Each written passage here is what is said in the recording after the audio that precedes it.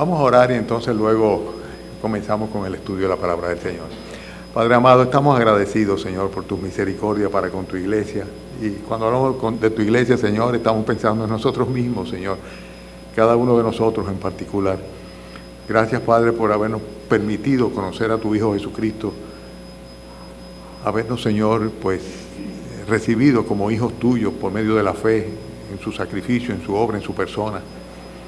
Y gracias, Señor, por habernos incluido dentro de tu iglesia, Señor. No tenemos ningún mérito para ser parte de tu pueblo, Señor, pero tú lo has querido así. Y por eso estamos agradecidos, Señor. Y esta mañana, Señor, pues nos reunimos como iglesia con el propósito de agradarte, adorarte, Señor, y honrarte a ti, a tu Hijo Jesús, en cuyo nombre, Señor, esta mañana, pues, nos congregamos.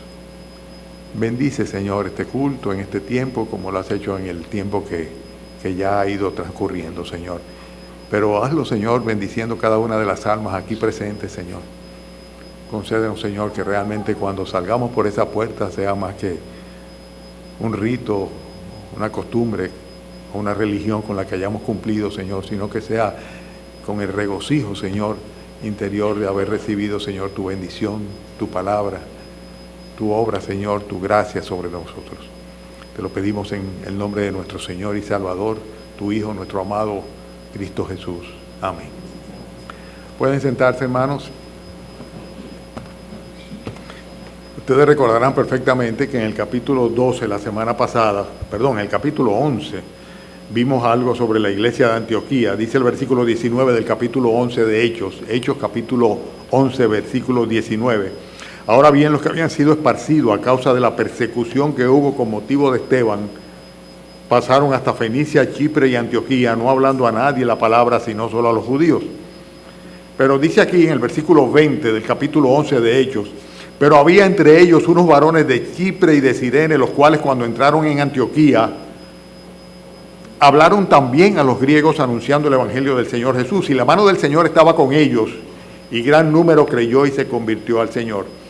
Los versículos que siguen cuentan de cómo al enterarse en Jerusalén que en Antioquía de Siria, en Antioquía, había una iglesia incipiente, habían una serie de convertidos, pues dijeron, bueno, vamos a mandar a alguien ahí, y el primer misionero lo vemos aquí, es Bernabé.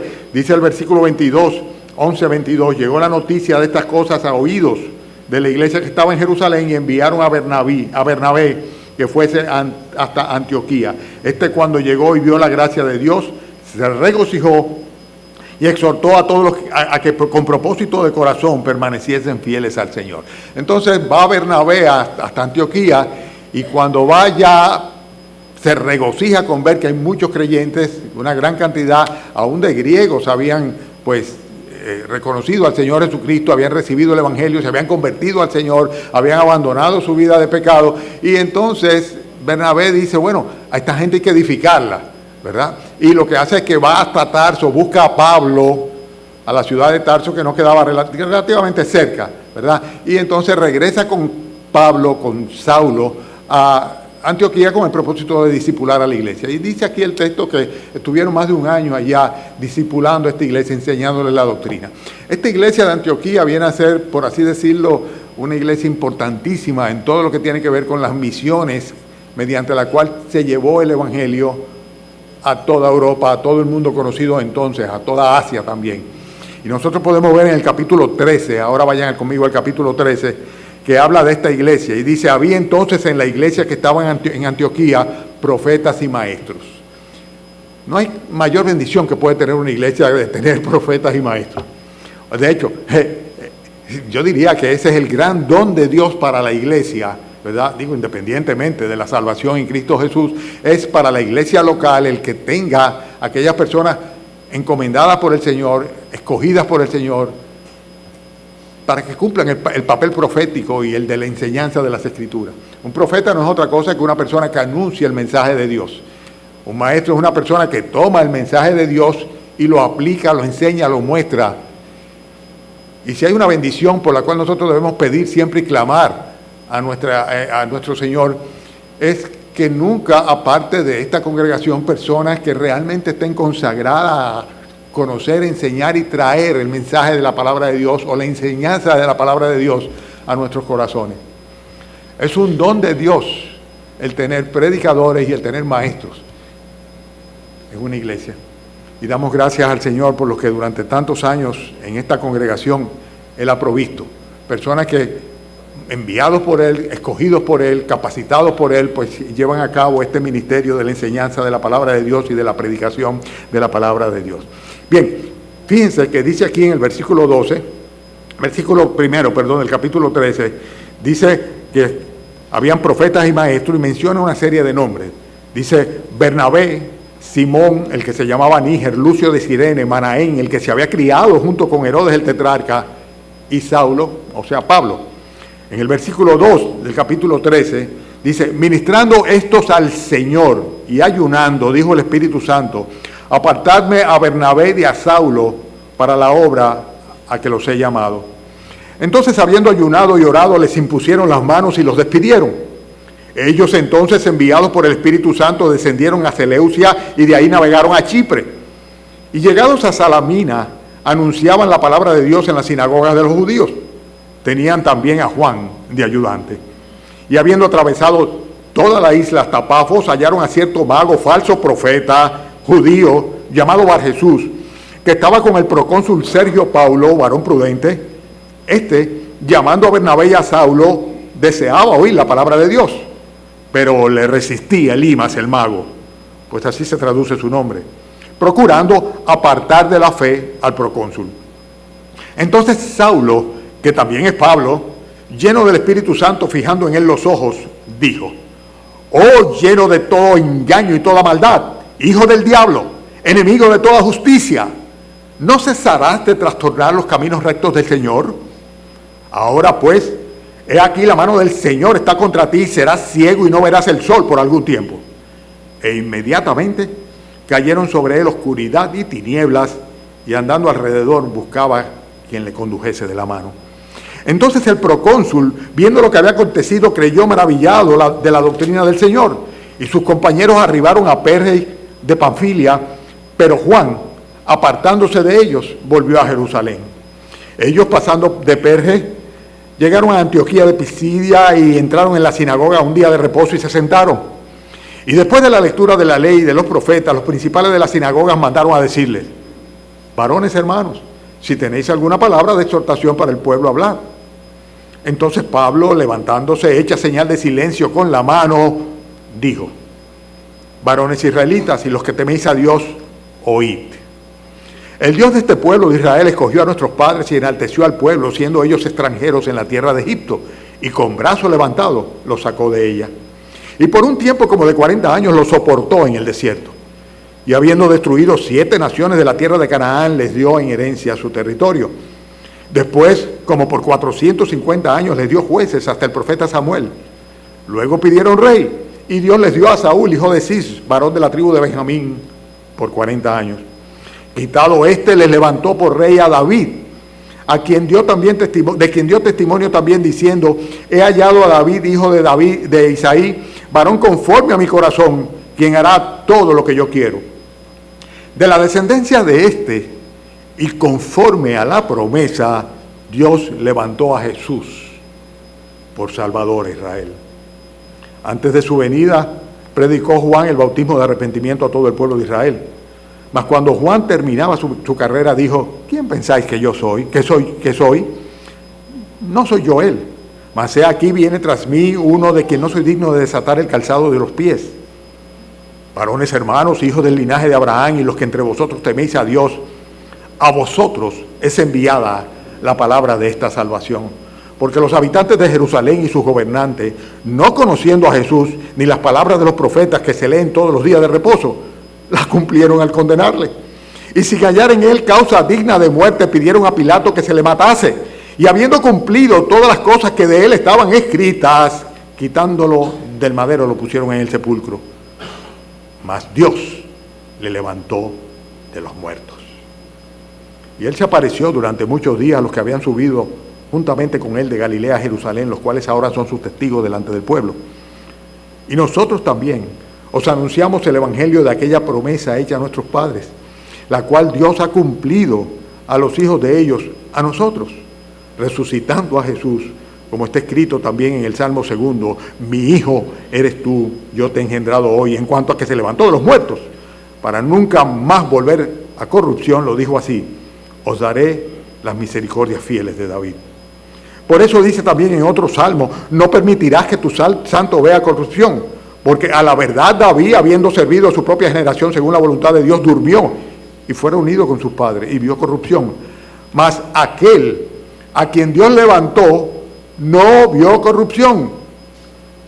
Sabed esto, varones hermanos, que por medio de él se os anuncia perdón de pecados, y que de todo aquello de que por la ley de Moisés no pudiste ser justificados, en él es justificado todo aquel que cree.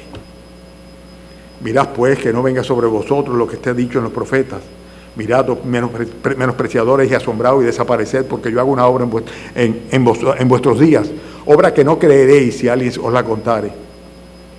Cuando salieron ellos de la sinagoga de los judíos, los gentiles le rogaron que el siguiente día de reposo les hablasen de estas cosas.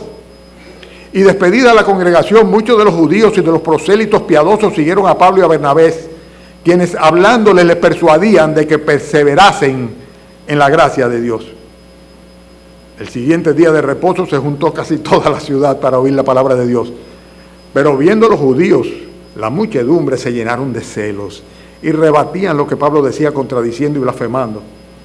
Entonces Pablo y Bernabé, hablando con denuedo, dijeron: a vosotros, a la verdad, era necesario que se os hablase primero la palabra de Dios, mas puesto que la desecháis y no os juzgáis dignos de la vida eterna, he aquí nos volvemos a los gentiles.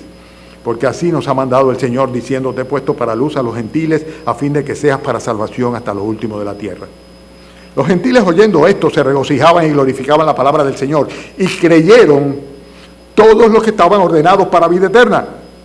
Y la palabra del Señor se difundía por toda aquella provincia. Pero los judíos instigaron a mujeres piadosas y distinguidas y a los principales de la ciudad, y levantaron persecución contra Pablo y Bernabé y los expulsaron de sus límites. Ellos entonces, sacudiendo contra ellos el polvo de sus pies, llegaron a Iconio, y los discípulos estaban llenos de gozo y del Espíritu Santo. ¡Wow! ¡Qué pasaje tan maravilloso tenemos esta mañana! ¡Cuánta enseñanza ella! Lo que nosotros estamos viendo acá es un grupo de hermanos en Antioquía, ¿verdad?, que se dispusieron a servir a Dios. Y lo que les sucede sencillamente es una serie de eventos y circunstancias controladas por el Señor con el propósito de Dios, a fin de que ellos pues llevasen a cabo la gran comisión, la misión de predicar el Evangelio. Y yo diría que la gran enseñanza de este pasaje es que cuando un creyente, un cristiano, se dispone a servir a Dios, se dispone a constituirse en un verdadero siervo de nuestro Señor Jesucristo, es cuando realmente está cumpliendo la misión para la cual el Señor lo salvó y lo retiene en la tierra. Ustedes saben muy bien que nosotros venimos a ser hijos de Dios por la fe en nuestro Señor Jesucristo. Y entonces, en vez de ser enemigos de Dios, lo que éramos antes por causa del pecado, entonces ahora, por cuanto Cristo nos ha justificado y por causa de esa justificación, venimos a ser hijos de Dios. Y no hijos de Dios solamente, sino hijos amados de nuestro Dios, por la obra de nuestro Señor Jesucristo y su misericordia a nuestro favor. Pero ahí no nos podemos quedar. Si yo levantara la mano ahora y seguramente dijera: ¿quiénes son hijos de Dios? ¿Quiénes se han convertido a Cristo? Pues posiblemente la gran mayoría levantaría la mano. Pero si hago la siguiente pregunta: ¿quiénes de ustedes realmente son discípulos de nuestro Señor Jesucristo? Tal vez, pues no todos podrían levantar la mano por igual. Porque luego que somos hijos de Dios, venimos a ser discípulos de Cristo mediante el conocimiento de las Escrituras. Venimos a ser verdaderos seguidores, o sea, ser instruidos por nuestro, vamos a llamarle maestro, venir a ser un discípulo de nuestro Señor Jesucristo en la medida en que nosotros vamos pues asimilando la doctrina de Cristo. Y esto lo tenemos en las Sagradas Escrituras. O sea que un creyente pasa de ser un enemigo de Dios a ser un hijo amado de Dios. Pero debe pasar de ser un hijo amado de Dios a ser un discípulo de nuestro Señor Jesucristo. Pero todavía no se puede quedar ahí. Es necesario que vaya un paso todavía más adelante, que es convertirse en siervos de nuestro Señor, siervos del Dios Altísimo. Y ahí es donde seguramente no muchas manos se pueden levantar. ¿Quiénes están realmente sirviendo al Señor, sirviéndole. Porque si nos decidimos a que nuestra vida la vamos a consagrar al Señor, la vamos a dedicar a Él, a su servicio, pues nos van a pasar cosas muy similares a las que le sucedieron a los discípulos en este pasaje. Aquellos que salieron a cumplir con la misión para la cual el Señor los había destinado, los había salvado. Las experiencias de Pablo y Bernabé en este capítulo 13 son experiencias que suelen sucedernos a nosotros cuando nos disponemos a servir a Dios. Lo primero que podemos ver en este pasaje, hermanos, sigan conmigo en sus Biblias, es que es necesario que haya una especie, como quien dice, de designación de parte del Señor para llevar a cabo una misión específica, o sea, para que podamos servirle. No es simplemente que yo digo, yo voy a servir a Dios, sí, amén, la disposición es básico, es lo primero, pero para tener una encomienda particular es importante que Dios designe a una persona. Mucha gente quisiera ser predicadores, quisieran ser maestros, quisieran ser pastores, quisieran ser misioneros, quisieran ser tantas cosas, ¿verdad? Administradores dentro de la iglesia del Señor. Pero es necesario que Dios los designe como tales. Nosotros vemos acá que en el versículo 2 dice que estos hermanos estaban ministrando en la iglesia de Antioquía, ministrándose al Señor y estaban ayunando cuando el Espíritu Santo les dijo, apartadme a Bernabé y a Saulo para la obra a la que los he llamado. ¿Cuál es la enseñanza? Pues yo la veo muy clara. O sea, Dios escoge, Dios designa para una labor específicamente a personas que están consagradas a Él. Estos hermanos estaban consagrados a Él definitivamente, estaban ministrando al Señor, o sea, estaban haciendo la obra del Señor en su iglesia, en su entorno, en su alrededor. Estaban enseñando a otros, estaban discipulando a la iglesia en Antioquía. Y el Señor dice, vamos a apartarlo a ellos dos, pero lo vamos a apartar a Bernabé y a Pablo, no para que se queden aquí en Antioquía, sino para que vayan a una obra, una misión a la cual yo los he encomendado. Y es interesante, como dice, porque dijo el Espíritu Santo. O sea que a través de los mismos profetas que tenía la iglesia, el mensaje llegó de una manera muy clara a la congregación de que Pablo y Bernabé debían no quedarse ahí, sino seguir adelante para constituirse en predicadores del Evangelio para los gentiles. Y fíjense cuál es la reacción de la iglesia. En el versículo 3 dice que entonces, habiendo ayunado y orado, ¿qué hicieron?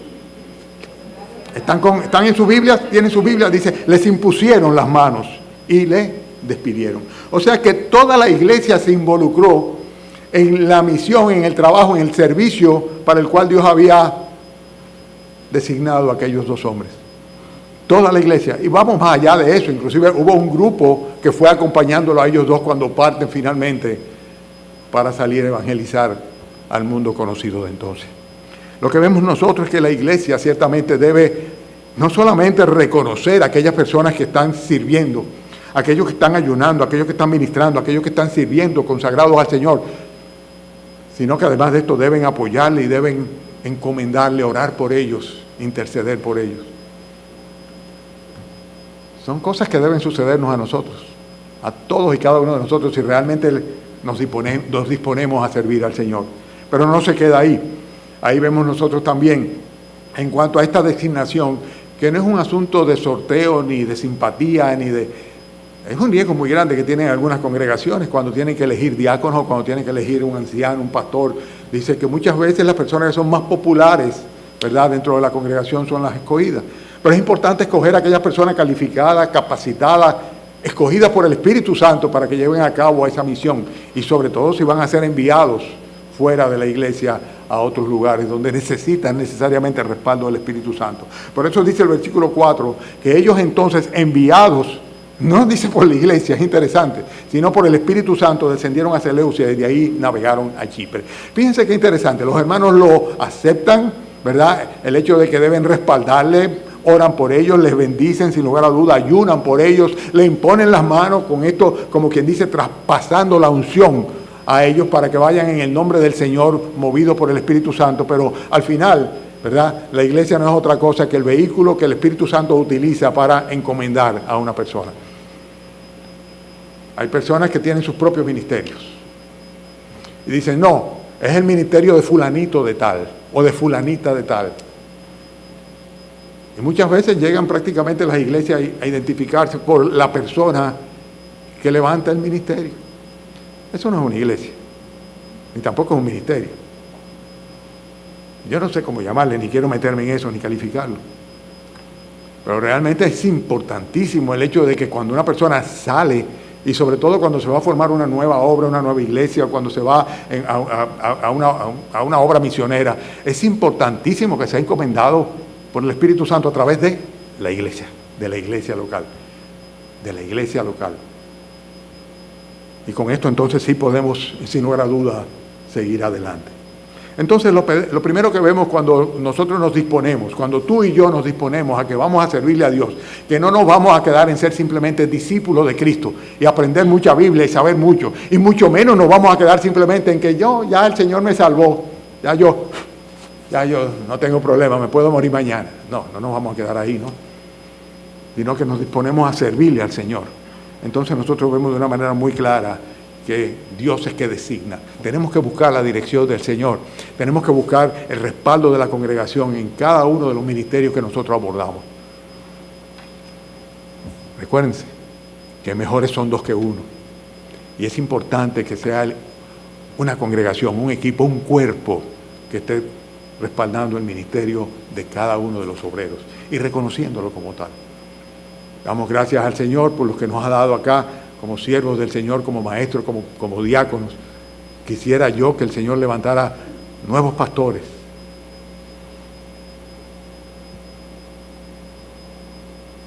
Pero es Él que lo hace. Es Él que lo hace. Él los designa a través de su Santo Espíritu. Esa es la primera cosa.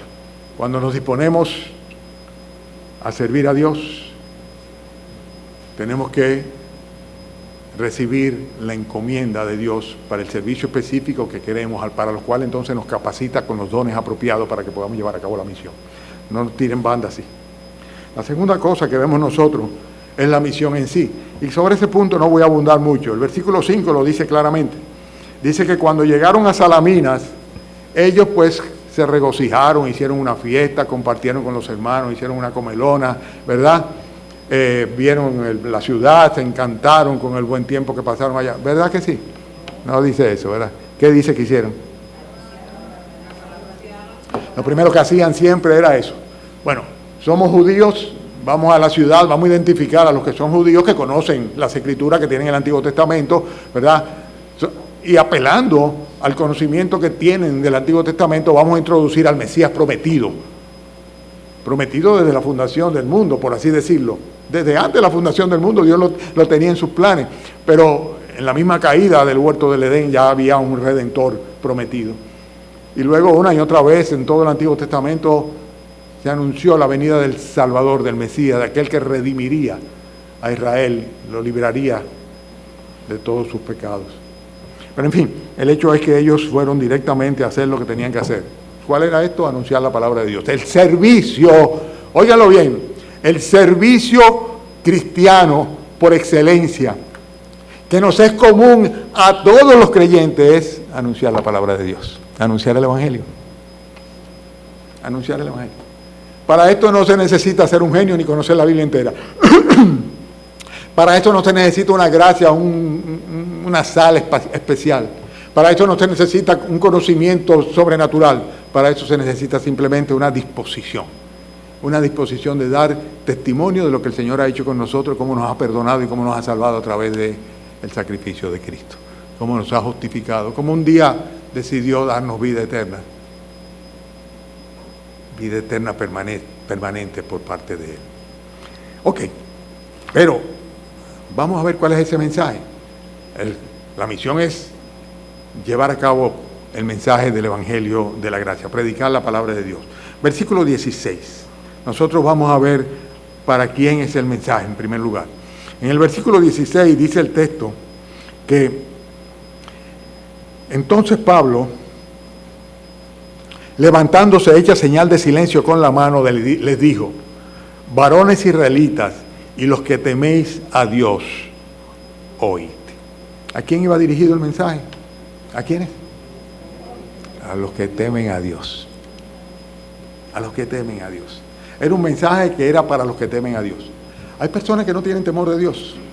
Hay personas que no les importa lo que Dios piense de él. No les importa lo que Dios ha enviado o ha mandado en su palabra.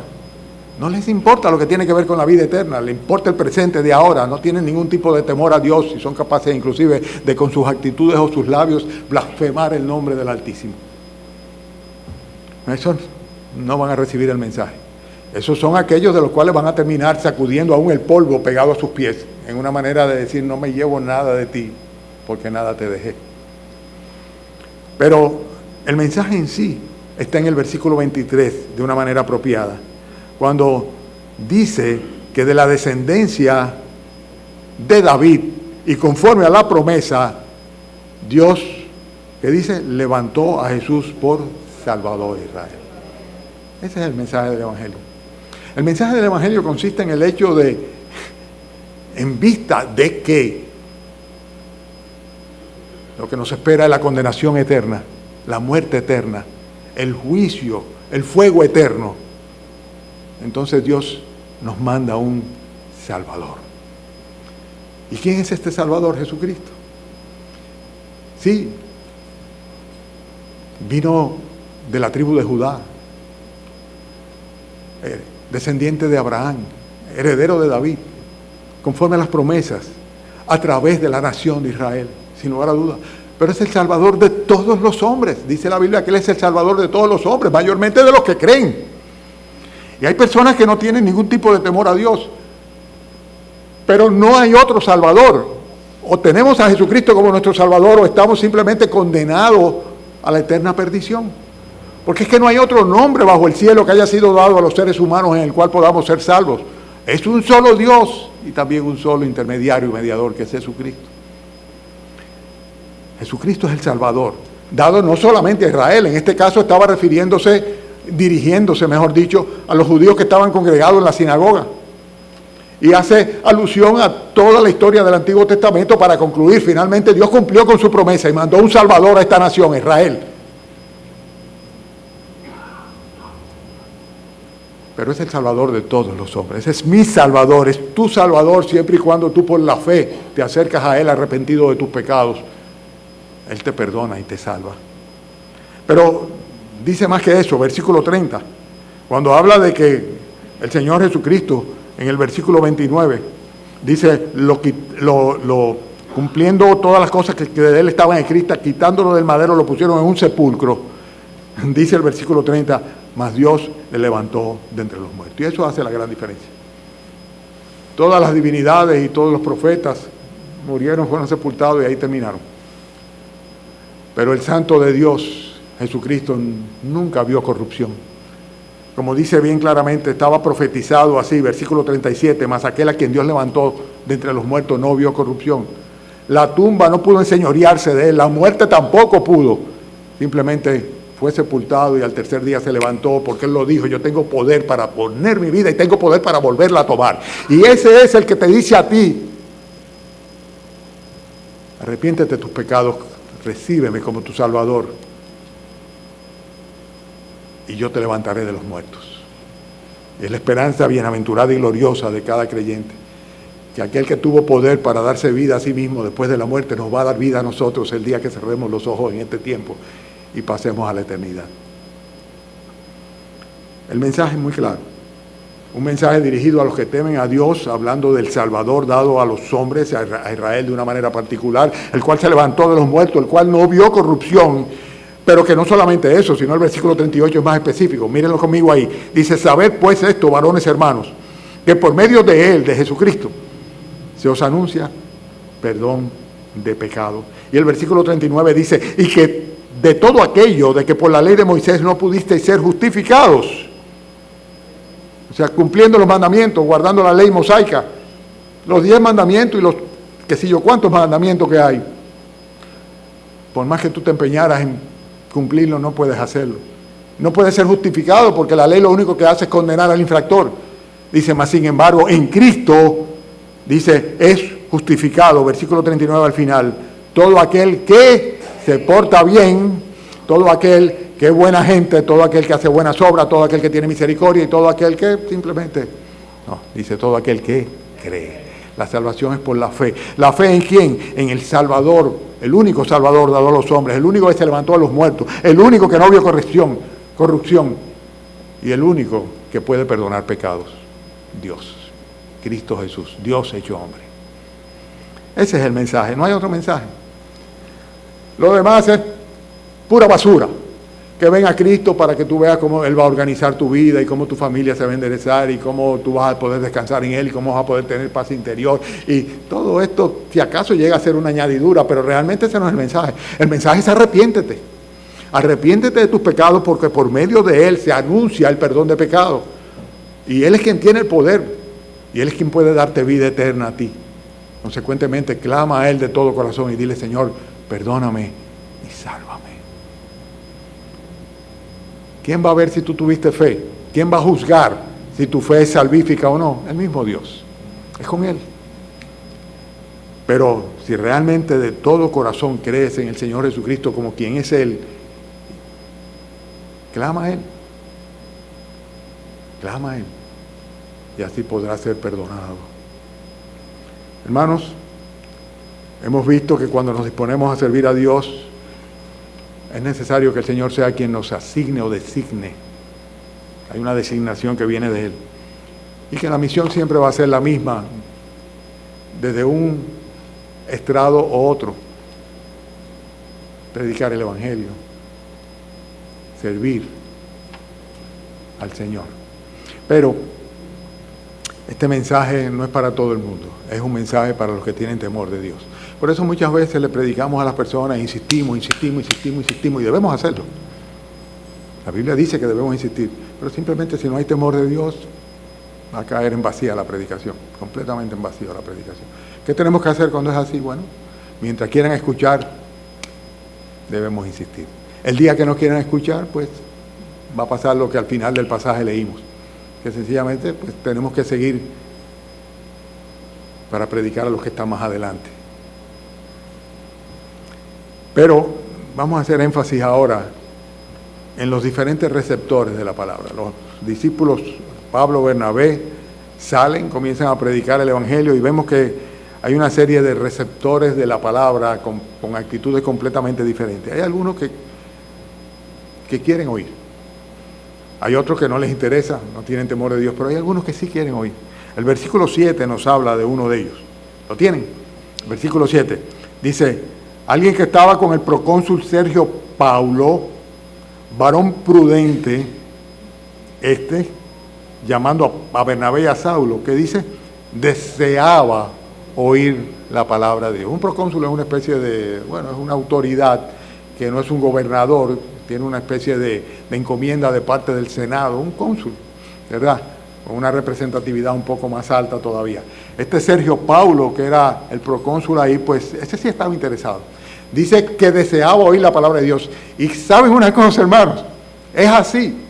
Tú dices, bueno, pero es que donde yo estoy nadie quiere oír, ya a nadie le interesa, todo el mundo. No te llega a esa conclusión tan rápido, que cuando tú menos te lo imaginas, hay una persona que el Señor abre sus ojos espirituales y sus oídos espirituales a fin de que oigan y entiendan y se conviertan de corazón y sean salvos. Y hay gente que sí quiere oír el Evangelio. Eso es lo triste, que muchas veces porque no le llevamos el Evangelio no lo oyen cuando quieren oírlo. En este caso vemos que Sergio Paulo, ¿verdad? Ciertamente era una persona con la mente bien puesta, bien centrada y quería escuchar el mensaje del Evangelio. Deseaba oír la palabra de Dios. Pero no solamente él, sino que en contraste con él, habían otras personas que hacían resistencia al mensaje del Evangelio. Versículo 8, dice, le resistía Elimas, el mago, porque así se traduce su nombre. Mientras que Sergio Paulo quería, Elimas, que parece ser que era una especie de asesor del procónsul, ¿verdad? Estaba haciendo resistencia a fin de que no oyera el Evangelio. No quería que se predicara el Evangelio. Seguramente estaba por atrás diciéndole, no le haga caso a esa gente, no le escuche. La cosa es que había una resistencia que se manifestaba con intenciones y consecuencias espirituales inclusive. Y siempre van a haber personas así. Hay personas que tú le predicas de buena fe, de buena gana, y en vez de tomarlo como una preocupación por sus almas, por su salvación, su bienestar, yo tengo mi religión, yo tengo mi creencia, a mí no me interesa. ¿No les ha pasado? A mí sí, muchas veces. A veces no lo dicen, sino que lo manifiestan. con sus actitudes, pero otras veces simplemente lo dicen. No les interesa. Pero tú dices, pero la palabra es que no me interesa. No me interesa, yo tengo mi fe, no me interesa, absolutamente no me interesa. Y en este caso vemos que había un Elimas que estaba resistiendo al mensaje del Evangelio. Una persona que se creía que tenía potestad o poderes particulares y que se sentía tan complacido consigo mismo y su creencia que no necesitaba sencillamente que le vinieran diciendo otras cosas. Este es un segundo tipo de oyentes o receptores del mensaje de la palabra de Dios. Pero hay un tercer tipo que está en el versículo 8, ¿verdad? Que son los que procuran apartar de la fe a otras personas. Tú dirás, bueno, ¿estás hablando del mismo Elimas? Sí, claro. Elimas, por un lado, hacía resistencia para que el procónsul no recibiera el Evangelio. Pero también estaba cifrado y centrado en que absolutamente, si llegaba a creer, sencillamente tratar de sacar la palabra de Dios de su corazón. Y es la obra que hace el diablo. El diablo siempre está viendo a ver por dónde comienza a brotar la semilla para ir. Tenemos la parábola del sembrador ahí, ¿verdad? Para ir inmediatamente a sacar la semilla. En este caso vemos que él estaba procurando apartar de la fe al procónsul, porque el procónsul no solamente deseaba oír la palabra de Dios, sino que tenía el corazón tocado por el Señor para creer en esa palabra y ser salvo por la fe en Jesucristo. Hay personas que son así. No solamente ellos, sino que son un tropiezo para que otros escuchen la palabra de Dios. ¡Wow! Son aquellos de los cuales habla la Biblia diciendo que si un siervo guía a otro... ¿Cómo es que si un ciego guía a otro ciego? Dice, ambos caerán en el hoyo. Hay personas que hacen que arrastran a otros al hoyo de la condenación eterna. Porque se oponen, simplemente se oponen a que otros también sean salvos. No solamente él rechaza el Evangelio, sino que se opone a que otros sean salvos. Pero también hay, hermanos, el versículo 12, los que creen, los verdaderos creyentes, los que creen en la doctrina. Entonces el procónsul, viendo lo que había sucedido, ¿qué dice? Creyó maravillado en la doctrina del Señor. Pablo y Bernabé confrontan al mago endemoniado, ¿verdad? El hombre queda ciego y el procónsul ve el poder de Dios manifiesto, se maravilla de ello, dice, y creyó en aquel que estaban predicando, aquel que tenía el poder para simplemente cerrar los ojos de aquel falso profeta, aquel mago, aquel engañador, y por otro lado abrir los ojos espirituales de este personaje, el procónsul Sergio Pablo. Hay personas que creen en la doctrina del Señor y por eso tenemos que predicar, porque mientras tanto estemos aquí en la tierra siempre van a haber personas que necesitan, desean, quieren y están dispuestos a confiar en Jesucristo para ser salvos.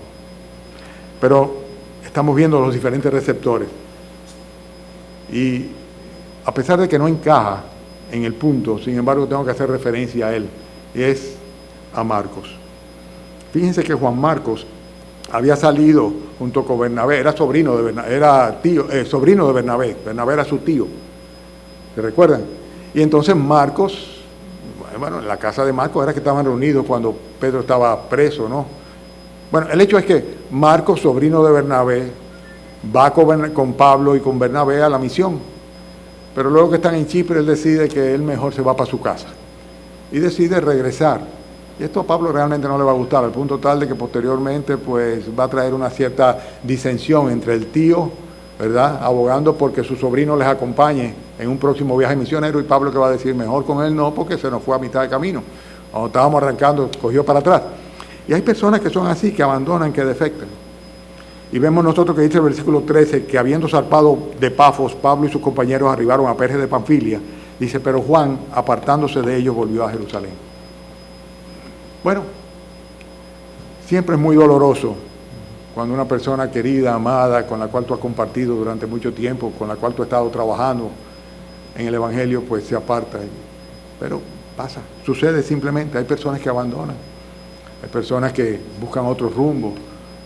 Es interesante que en el caso de Marcos, posteriormente va a volver de nuevo a compartir con Pablo las misiones. Inclusive va a llegar un momento en que el Pablo va a decir, dile a Marcos que venga porque necesito su ayuda, ¿verdad?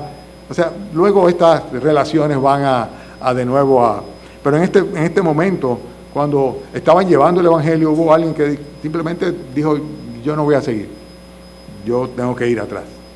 Pero esto no es tan grave como lo que sucede con algunos, como los del versículo 41, cuando dice el versículo, mirad, oh menospreciadores, y asombraos y desapareced, porque yo hago una obra en vuestros días, obra que no creeréis si alguien la contaren. Estamos en el punto de que hay diferentes tipos de receptores de la palabra del Señor.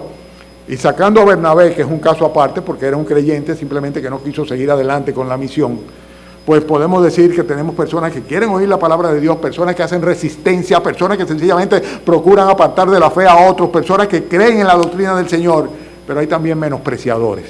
Y cuando habla de menospreciadores, está hablando de personas que sencillamente subestiman absolutamente al predicador y al mensaje también. Y esto a veces es algo que no se dan cuenta estas personas, que lo que están haciendo es, por así decirlo, poniendo fuego sobre su propia cabeza. Personas que menosprecian la palabra del Señor, que menosprecian a los obreros del Señor. Y tenemos que estar dispuestos, si realmente nos disponemos a servir a Dios, nos disponemos a servir el Evangelio, a que no suceda eso. Yo recuerdo en mis primeros años de convertido, que me picaba en el orgullo, en el amor propio muy particular, cuando veía personas que habían sido tal vez subalternos míos, o compañeros, o aún empleados, que a raíz de mi conversión, pues, yo notaba que tenían un menosprecio, una burla, un cuchicheo por debajo, como consecuencia de la fe que yo profesaba. Menospreciaban el mensaje del Evangelio, me menospreciaban a mí también como servidor. Y pasa así. Estos hermanos estaban predicando el Evangelio y eran menospreciados. Y él le dice, mirad bien, menospreciadores. Dice, porque Dios hace su obra independientemente de eso. Recuerdo, y tal vez en alguna ocasión lo cité, a un amigo murió ya hace tiempo, que decía, a mí no me hable del Evangelio ni de Jesucristo, que eso no es nada más que una muleta para quien lo necesita. Qué triste. Murió sin Cristo. Le dio cáncer de próstata y murió sin Cristo. Pero en fin, el hecho es que así como hay personas que menosprecian, también hay personas que están genuinamente interesados. Y a veces es quien uno menos imagina.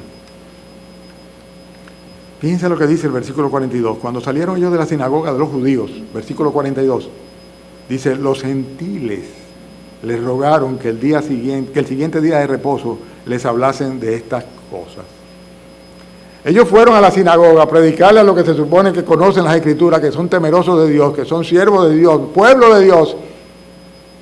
Pero los gentiles, eso sí se interesaron. No, pero la semana que viene yo quiero volver aquí a la sinagoga y queremos que tú vuelvas de nuevo, Pablo y Bernabé, para que nos sigas hablando de este Mesías, de este Salvador, de este que resucitó entre los muertos, este que tiene el poder para perdonar mis pecados y salvarme. A veces el mensaje lo recibe quien uno menos se imagina. Uno tiene una tendencia a ser selectivo y decir, fulano sí, mira, él está tocado, él tiene un buen corazón, esa persona seguramente va, pero fulanito, no, a ese ni le hablemos de eso, porque es quien tú menos te imaginas, el Señor escoge para salvación. Si no, no tuviéramos nosotros aquí, porque ninguno de nosotros fuimos escogidos por ser especiales, sino por no servir para nada, salvo para avivar las llamas del infierno. Aquí fueron los gentiles fueron los que precisamente dijeron, no, queremos seguir conociendo del Señor. Y cuando nos disponemos a servir a Dios, vamos a encontrarnos con diferentes tipos de gente. Hay personas que son piadosas, versículo 43, dice que despedida de la congregación, muchos de los judíos y de los prosélitos piadosos siguieron a Pablo y a Bernabé, quienes hablándole les persuadían a que perseverasen en la gracia de Dios. Hay personas piadosas. ¿Quiénes son los piadosos? Los que perseveran en la gracia. No los que ponen cara de santito y son, no, los que perseveran en la gracia del Señor. Los que continúan viviendo la vida que a Dios le agrada. Y hay otros que son, por el contrario, celosos frente al impacto que hace el Evangelio. O sea, que les pica el hecho de que otros se conviertan y que sean salvos y que vengan a ser parte de la congregación. Es algo que les molesta. Tienen celos por ellos. Versículo 44. El siguiente día de reposo se juntó casi toda la ciudad para oír la palabra de Dios. Pero viendo los judíos la muchedumbre, se llenaron de celos y rebatían lo que Pablo decía, contradiciendo y blasfemando. Estos son personas que lo único que les interesa es lo que ellos creen y lo que ellos piensan. Y no les interesa la verdad, no aman la verdad. Son personas que tienen celos. ¿Por qué? Porque vieron que había mucha gente que estaba atendiendo el Evangelio, la sinagoga se llenó, el pueblo entero cogió para allá a oírlo en la predicación de Pablo y de Bernabé. Y dijeron, bueno, con esto hay que acabar. Hay que acabar y vamos a comenzar a contradecirle y vamos a blasfemar si es necesario para que esto frene absolutamente. Pero los peores de todos son los que simplemente desechan la palabra de Dios. El Señor dijo, los cielos y la tierra pasarán, pero mi palabra no pasará. Ni una jota ni una tilde de la ley dejará de cumplirse, de la palabra de Dios. Todo se cumple, pero hay personas que la desechan. Fíjense el versículo 46.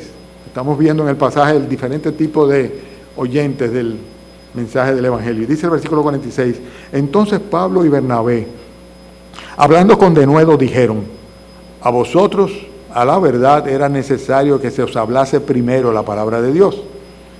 Mas, puesto que la desecháis y no os juzgáis dignos de la vida eterna, he aquí, nos vamos a los gentiles, nos volvemos a los gentiles.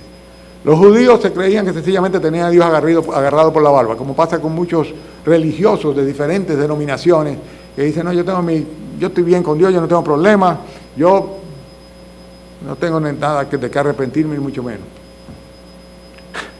En este caso, desechan la palabra de Dios. Lo hicieron ellos. Desecharon la palabra de Dios y Pablo y Bernabé dijeron simplemente, bueno, si ustedes no os juzgáis dignos de la vida eterna, pues abul, abul. Si alguien dice, no me interesa, bueno, pues no hay nada que hacer, simplemente. Vamos a predicarle a otro sitio, hay gente más para adelante. Pero hay otro grupo de oyentes. ¿Están cansados? Versículo 48. Ya estoy terminando, ¿verdad?